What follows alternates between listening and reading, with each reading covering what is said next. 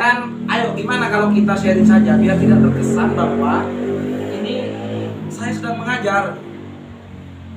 Apa yang perlu disampaikan oleh teman-teman? Apa ya, kalau kayak kemarin misalnya kita bicara soal Tuhan, posisi Tuhan atau posisi mursyid dalam koridor kesadaran. Kemarin kita bicara itu. Nah, barangkali mau dilanjutkan hari ini, monggo. Yang belum puas misalnya. Lanjut.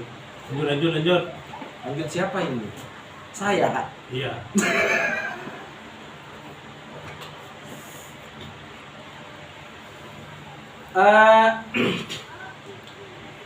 Kemarin kita membahas di rumahnya Bang Rasid ya.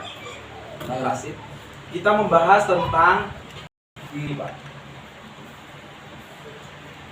Nah, diri itu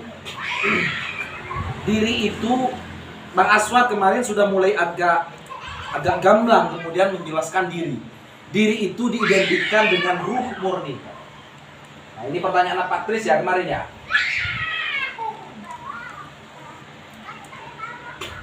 Jadi diri itu diidentikan oleh Bang Aswar dalam zoomnya beberapa waktu lalu sebagai ruh murni. Ruh murni itu adalah diri. Jadi makanya kemudian dalam konsepsi agama kita dalam beberapa kita pertemuan selalu kita bilang wa nafakhtu fihi mir ruh. Jadi ruh itu adalah ruh yang diri otentik. Ruh murni itu adalah ruh yang otentik, yang memang bersumber dari alam sumber. Apa alam sumber itu? Yaitu alam Tuhan. Jadi ditransfer ruh itu. Nah, itu mencari alamatnya ruh itu pasti. Ya, benar ya? Benar. Paham nih sampai di sini dulu nih. Paham. Ruh.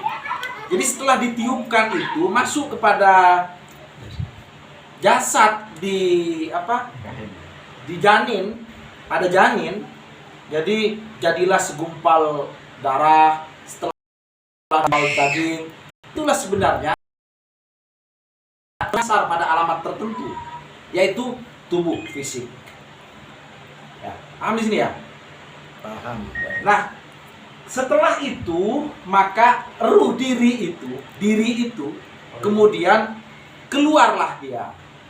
Nah, dia dibentuk salah satunya oleh faktor sosial, faktor lingkungan, faktor komunitas, faktor bisnis, sebagaimana yang kita sampaikan beberapa waktu lalu. Jadi ketika ruh itu sudah begitu, maka dominasi pembentukannya sudah mulai bergeser. Ruh murni itu sudah mulai bergeser. Yang bergeser, yang identik itu, yang tampak pada kita itu, yang selama ini kita kenal dengan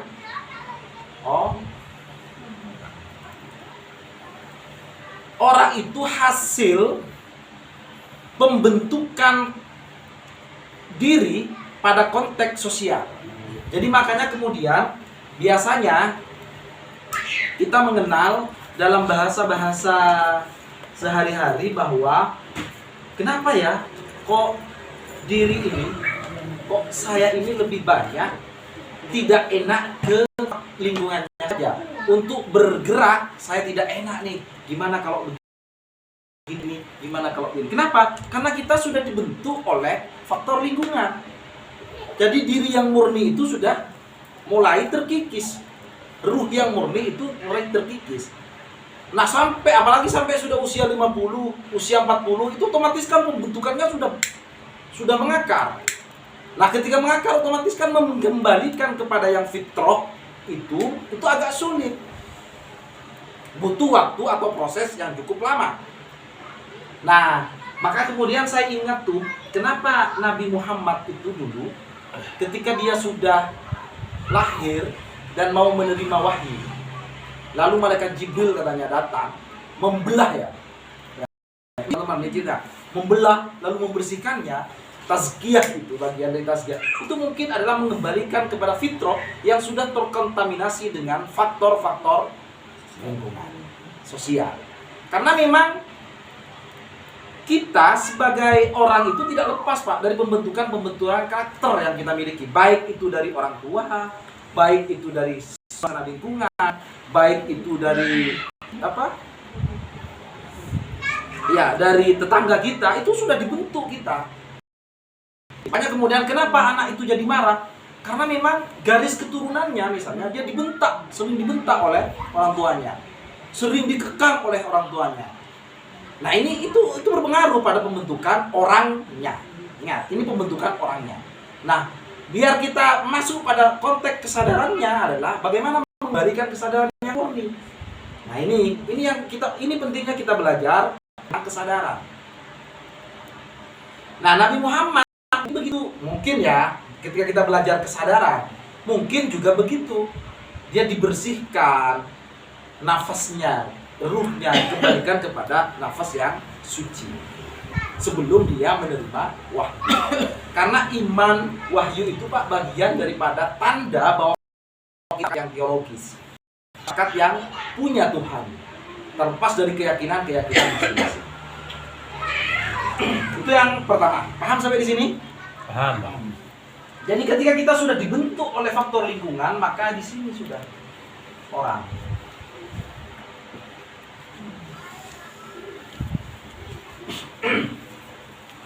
Nah ini kan yang biasa kita kenal.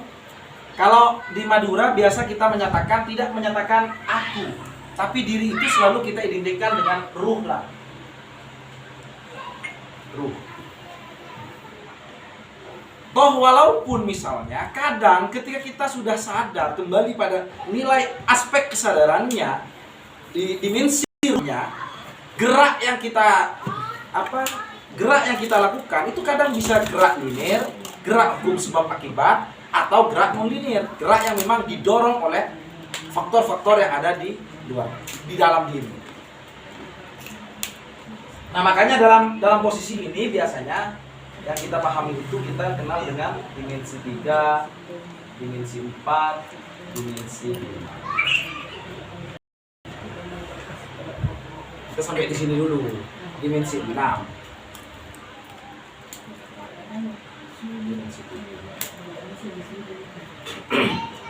Karena diri itu hadir karena pengalaman pribadinya. Termasuk tadi misalnya Bang Haji cerita ini dalam konteks ketuhanan ya. Bang Haji cerita kalau beliau itu percaya pada hal-hal yang planet, pada hal-hal yang berbau kuburan, hal-hal yang berbau tujuh bertapa dan lain sebagainya. Nah, itu kan perlu diidentifikasi pada proses pengalaman dirinya. Apakah itu adalah proses pengalaman diri spiritual murni atau dia pengalaman diri yang Tuhan dianggap sesuatu yang ilusi. Bukan, kalau ilusi itu kan faktor kejiwaannya, jadi ilusi dia, seakan-akan hadir gitu loh, seakan-akan itu Tuhan hadirnya. Toh walaupun itu bisa jadi adalah ilusi ketuhanannya. Ada komen. Betul. Nanti kita bahas bareng-bareng tentang bagaimana kemudian posisi Tuhan dalam konteks kesadaran. Ya, sebagaimana yang kita tahu saja, dan nanti kita bisa remuk-remuk bareng. Ada bantahan? Tidak ada ini. Ini saya murni mengajar kalau begini. Nah, lanjut dulu ya. Lanjut dulu, iya. Nanti pasti ada yang tanya ini. Tuhan dalam kesadaran.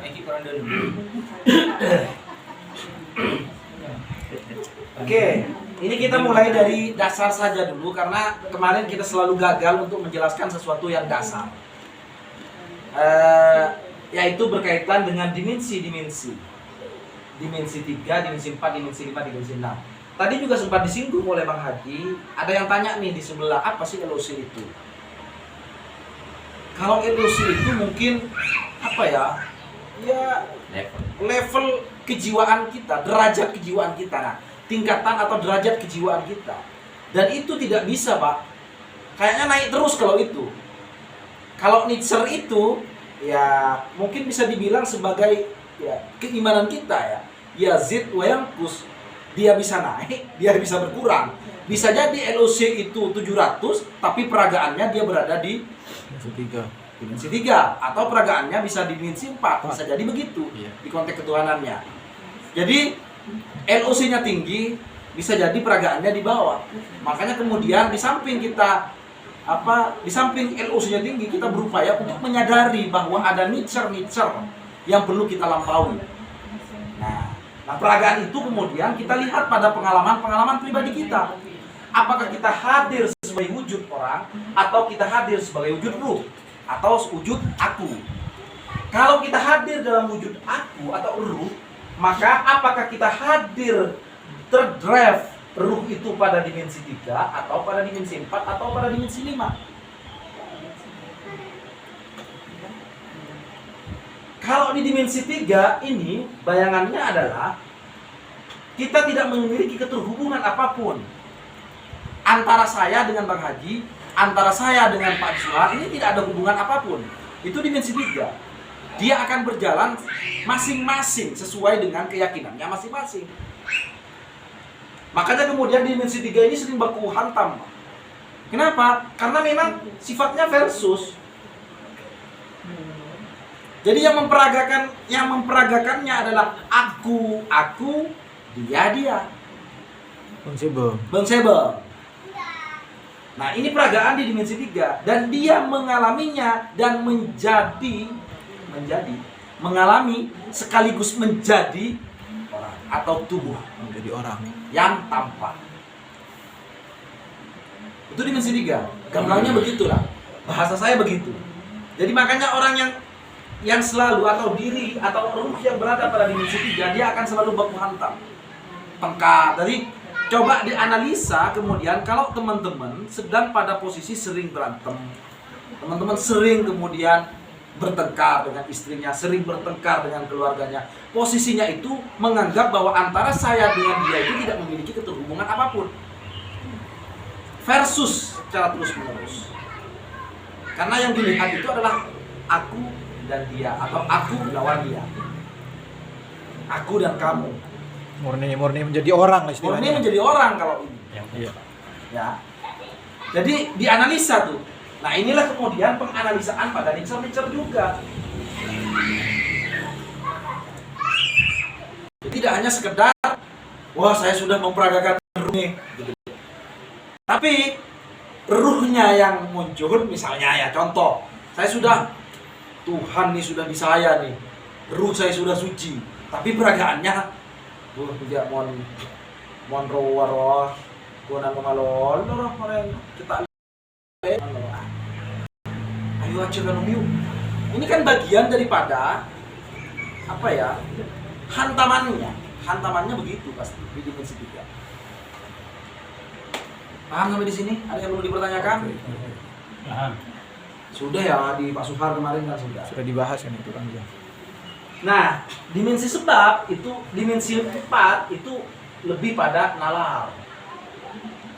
Nah, ini biasanya adalah dominasi pikiran, Pak, yang kuat di sini. Atau yang biasa dikenal dengan dimensi waktu. Benar ya? Dimensi 4 itu lebih dikenal dengan dimensi waktu, pikiran. Biasanya di sini hukumnya adalah sebab Akibat. Termasuk gerak kemanusiaannya, ini dimensi 4, dimensi 3 ini rata-rata adalah gerak linear. Gerak linear. Jadi gerak linear itu adalah gerak sebab akibat hukumnya. Jadi kalau tidak karena dia, aku tidak begini. Kalau tidak karena ini, aku tidak akan begini. Kalau tidak karena dia, aku tidak marah. Misalnya. Itu bagian dari gerak. Dan dia akan selalu mengkambing hitamkan yang di luar diri. Tapi dimensi 4 ini, Pak, sudah ada keterhubungan.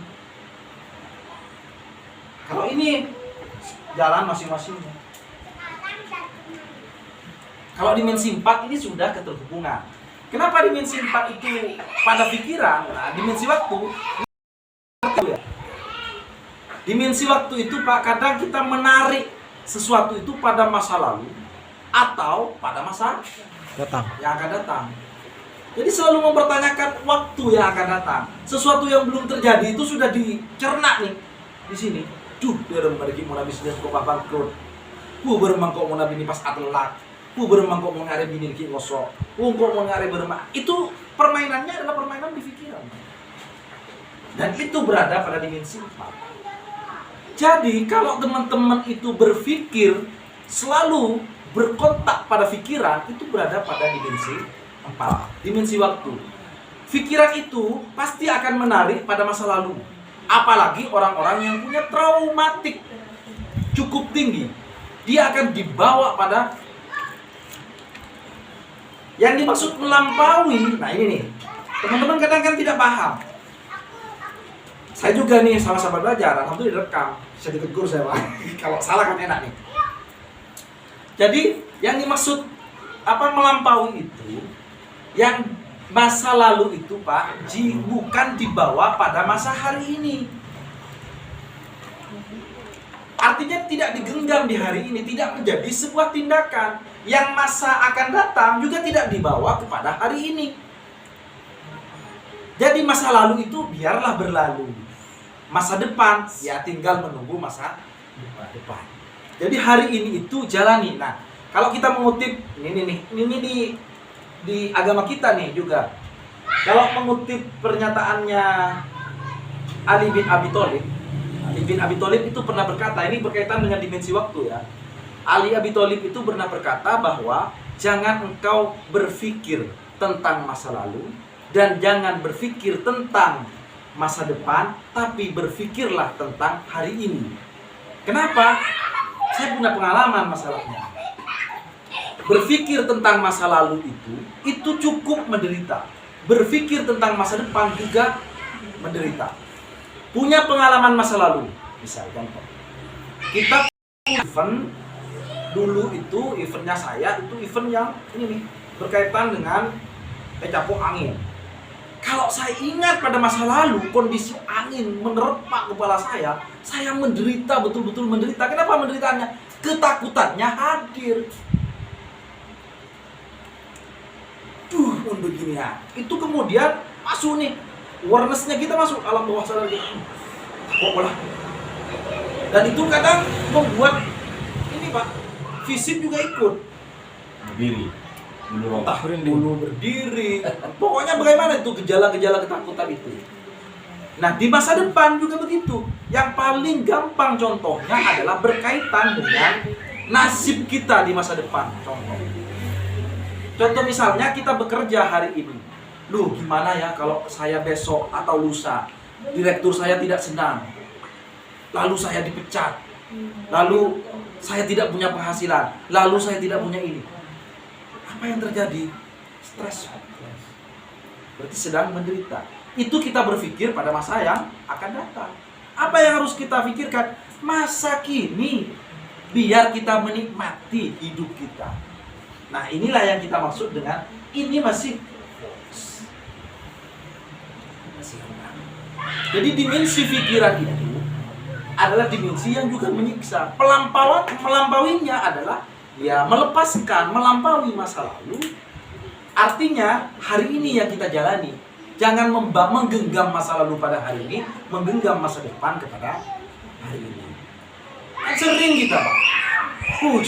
Coba sakitnya tuh di sini. Misalnya contoh. Iya, bagian dari pembersihan Bang. Ya, gak apa-apa. Itu event yang datang bagian dari kita mau melampaui, boleh. Tapi jangan diaktualkan, kan gitu kan? Kalau itu diaktualkan, sedang kita membawa masa lalu kepada hari ini. Jadi kalau diaktualkan, itu membawa masa lalu kepada hari ini. Contoh, kita punya masa lalu yang menakutkan, takut. Lalu dibawa kepada hari ini, ambil selimut, jadi tempat persinggahan. Karena dimensi takut itu Pak, sifatnya, ini saya karena kan punya pengalaman, takut itu nature 100 ya, 100. Kalau takut itu pasti akan sifatnya itu antisipatif.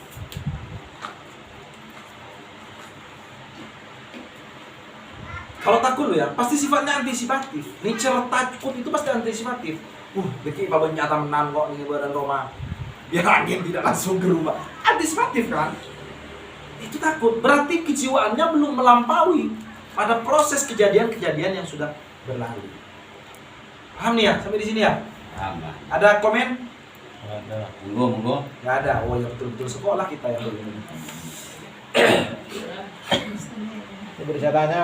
Ada yang mau tanya? Tanya. Ayo, ya terus dulu. Menita katon Monggo. sekolah. Kata tak sekolah. Ya, tanya dulu. Tanya. Ya, Tanya, Pak. Tanya. ya, ayo. Ayo, ya terus dulu. Sembilan mainnya. Jadi di sini ini hukumnya sebab akibat, tapi sudah punya keterhubungan. Nah, baru kemudian biar kita itu sudah masuk pada dimensi kelima, itu sudah awareness.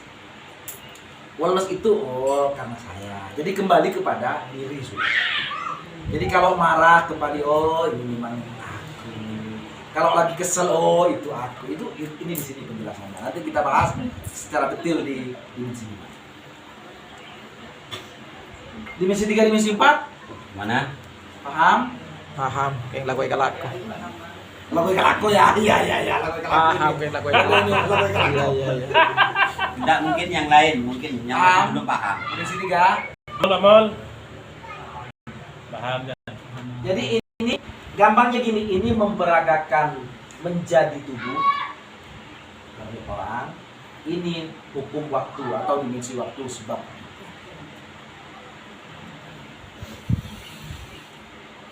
Ayo Cina kerana saya katanya kita yakin langsung. Udah, ini Bang. Iya, oke. Tentang masa lalu itu Bang. Yang masa lalu. Oke. Punya masa lalu, Pak?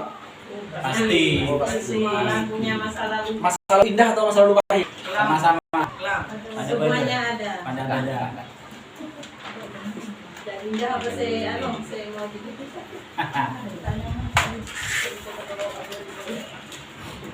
Oh, lebih indah udah. Iya. Lanjut, Bang. Lanjut, pertanyaannya lanjut. Itu ini Bang, ada kata-kata yang kemarin itu masa lalu itu memang karma dari kita. Artinya masa kecil, masa apa itu memang apa ya, kejadiannya itu harus diputus katanya. Keterangan yang kemarin itu. Artinya perbuatan yang sekarang ini akibat dari masa lalu kita. Nah, sedangkan sekarang masa lalu jangan dipikirkan. Nah, itu gimana itu?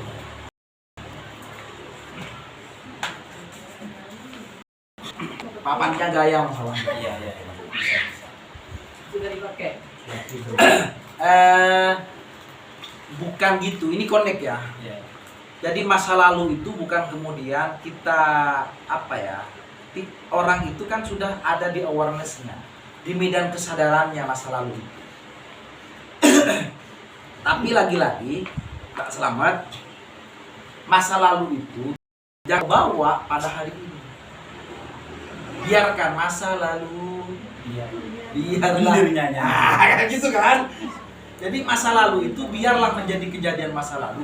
Jangan tarik kejadiannya kepada hari ini. Itu loh maksudnya. Kalau hanya sebatas rentetan kronologis dan tidak mengalami dan menjadikan masa lalu menjadi aktual di hari ini, ya nggak apa-apa.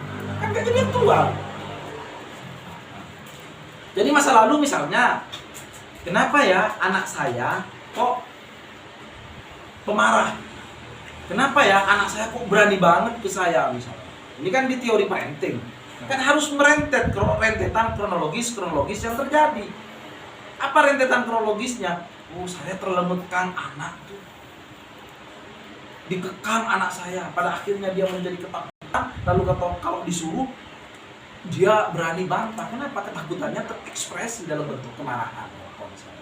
Ini kan mencari rentetan kronologis kalau itu, Pak. Bukan dia menghadirkan masa lalu menjadi hari ini.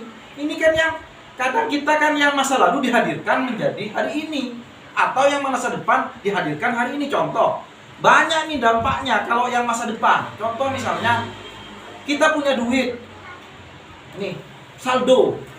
Kita berpikir tentang masa depan, kok ambil target di bulan pada akhirnya hari ini kita tidak nikmati. Untuk jajan saja kita sudah tidak menikmati, sengsara tidak. Mak ya lalapan, lapet dulu. Lagi Roma butuh atau tidak? Kacau. Oleh dia. Allah dulu, kok tak melihat kelambi jo? Tekak ada bedal kelambi apa? Aku tak melihat jo. Nah itulah yang dimaksud dengan tidak menikmati hari ini. Itulah konsepsi tentang Sayyidina Ali ya begitu. Jadi kalau kita itu jalani hari ini masa lalu karena sudah Tuhan yang atur, gitulah logikanya. Pasrah. Pasrah. Mau dalam bahasa ininya kan kita sudah total pasrah total. Jadi masa lalu itu perlu diingat, bukan langsung dibuang. Soalnya menurut saya sebagai pembelajaran. Seperti apa perbuatan saya masa lalu. Sebagai pembelajaran, bukan langsung dibuang begitu saja menurut saya. Sebagai pembelajaran mungkin begitu.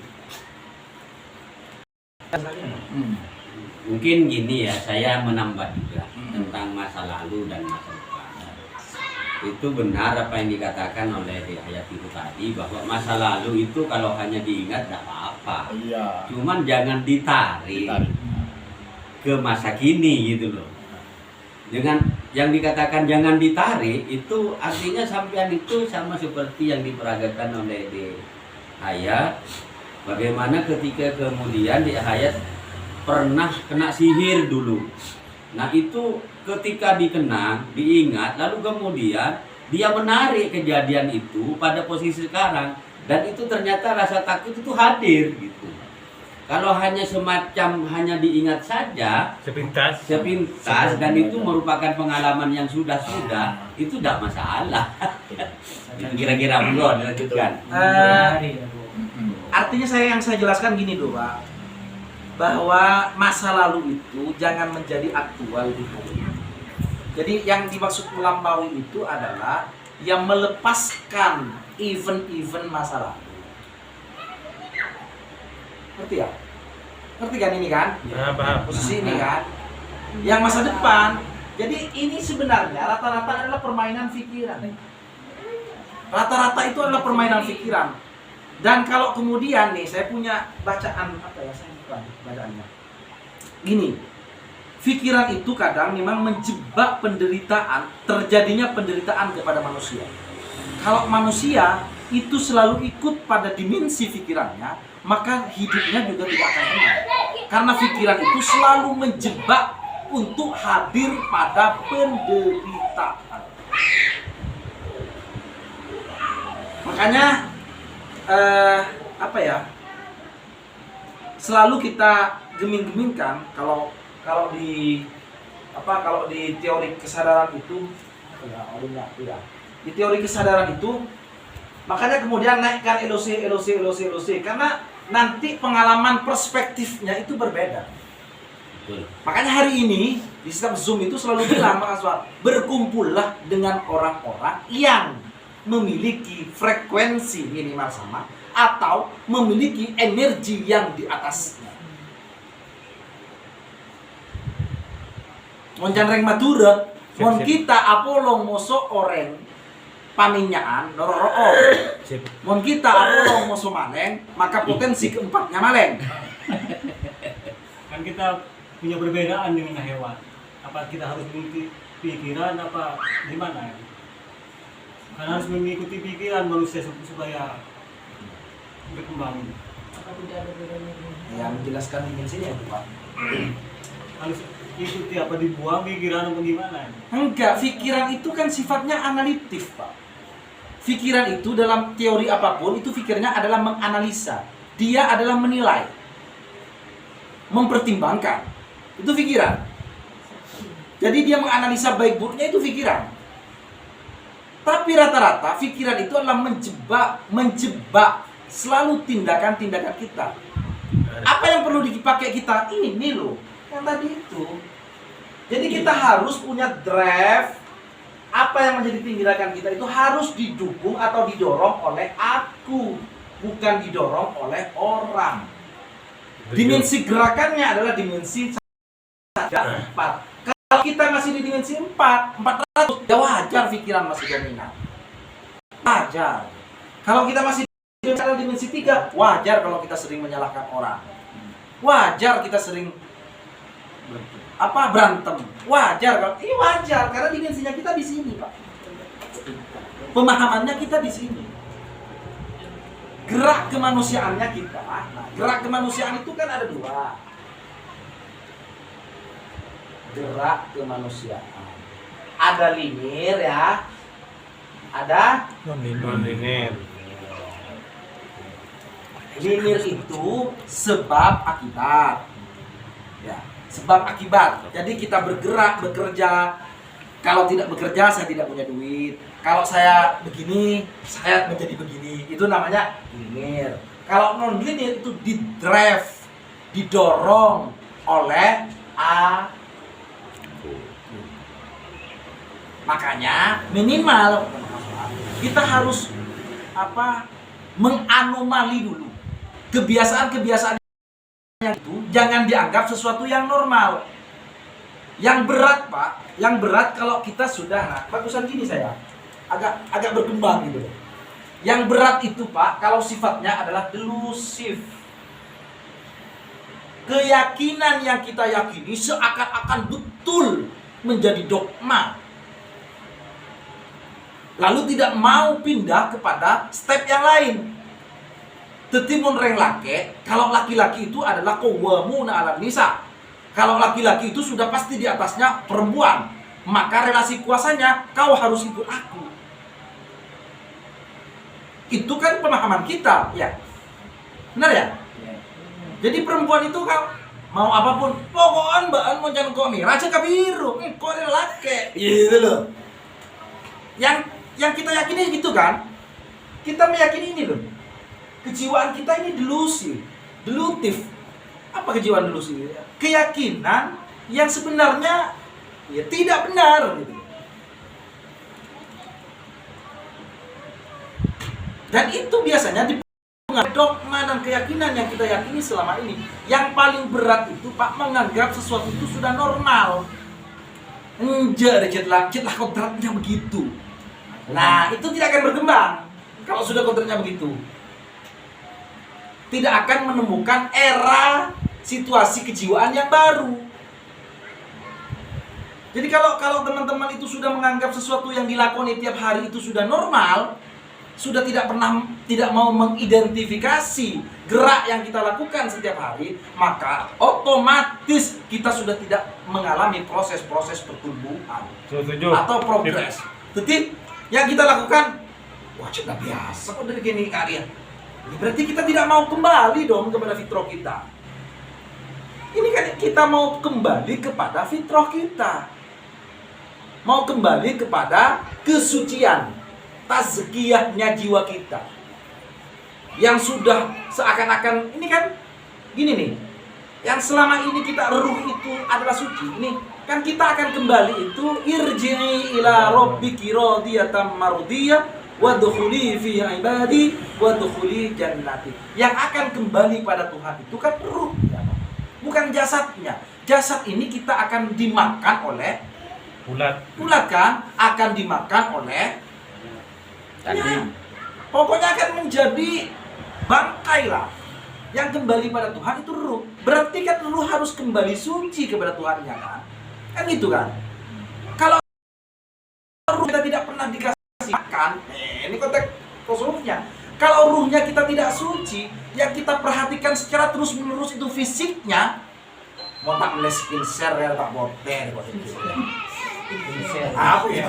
Skincare. Kalau tidak beli skincare nih, kita agak putih nih nanti ini. Apa itu? Ya kita itu yang kita perhatikan adalah fisiknya, orangnya, tapi yang ruhnya ini tidak pernah perhatikan. Padahal yang kembali pada Tuhannya itu adalah ruhnya. Nah, belajar kesadaran itu salah satunya adalah progres kembali kepada kesucian diri. Kalau selama ini misalnya kita zikir ya, ini mohon maaf kalau salah karena bukan ranah saya Bang, saya adikan murni Bang Sulaiman. Misalnya kita zikir, mau tarik kok tak dikir kok ekonomi menurun, kok mau tak dikir kok berdiri nyala nyaman. Kan selama ini begitu kan kita kan, meyakininya kan gitu. Keyakinannya kan gitu kan selama ini. Nah, tapi kalau drive-nya sudah drive jiwa, Pak, jadi betul-betul tawakal kata orang sini, drive-nya adalah pasrah. Sholat itu tidak butuh kita diganjar, zikir itu tidak butuh kita mendapatkan ganjaran. Jadi murni berzikir karena memang melekatnya hubungan kita, dimensi kita itu dengan dimensi ketuhanan. Kalau istilahnya Bang Aswar, kehadiran. Kan gitu kan? Kan kita inginkan adalah kehadirannya, bukan kita mencipta kehadirannya. Beda ya? Ada. Beda nih. Berarti kita sedang mengilusi Tuhan. Tuhan dicipta untuk hadir, dipaksa untuk hadir ke kita gitu loh. Dipaksa untuk hadir kita. Itu siapa permainannya? Pikiran, Pak. Bukan tidak boleh main pikiran. Untuk mengambilkan pikiran gimana? Nah, nanti nih di sini nih. Makanya ya ayo ikut Ikut terus. Akan datang. Ya. Jadi saya berharap teman-teman itu ikut mastering MTLOC. Jadi setidaknya di samping kita progres jiwa, ilmunya juga dapat. Jadi kalau misalnya Tuhan itu posisinya di mana sih?